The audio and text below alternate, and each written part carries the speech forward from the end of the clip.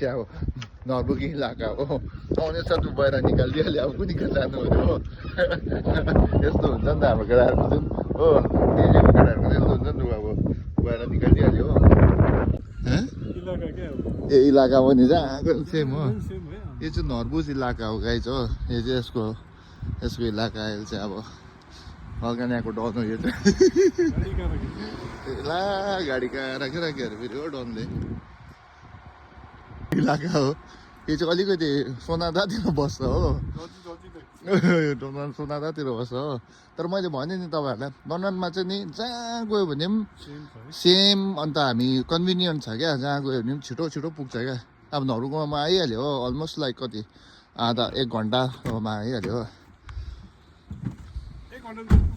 पुग्दो रहेछ आरामले तर यहाँ चाहिँ गाइस अब स्ट्रिट लाइटहरू राति चाहिँ यस्तो डरलाग्दो हुँदो रहेछ कि नर्मली चाहिँ हेडलाइट बाल्नु नै बिर्सिन्छ अरे हो तर यहाँ त दामी होइन एउटै लाइन चाहिँ ठिकै सल्ल बग्ने होइन मजाले अब हाम्रो त कस्तो राखिदिन्छ टर्निङमा हुन्छ नि त्यो ब्लाइन्ड स्पटतिर राखिदिन्छ अन्त हाम्रो माथिबाट गाडी आउँछ कि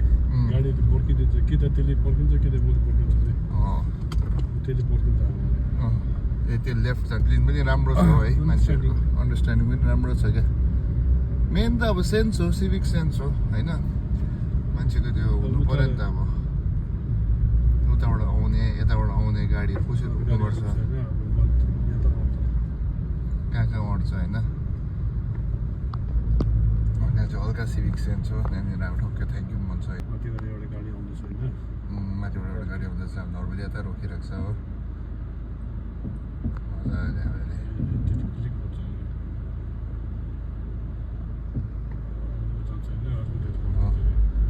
यो जान्छ फेरि अर्कोले पर्खिन्छ यस्तो हो क्या अब गाडी चलाउने चाहिँ यस्तो हो क्या सेन भन्यो हो यो प्रकारले सेन्सले चलाउनु पर्छ गाइस गाडी चाहिँ मजाले ट्राफिक नै हुँदैन होइन ट्राफिक पुलिस केही चाहिँदैन होइन फेरि यहाँ कानुन चाहिँ कडा छ होइन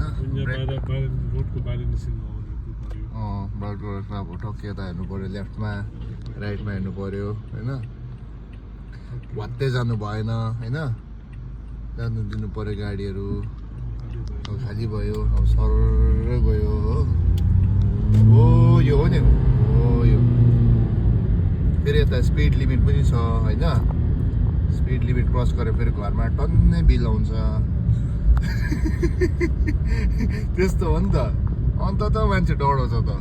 अन्त के त्यस्तो क्यामेरा छैन बिल आएन रहेछ मान्छे कहाँ डढाउँछ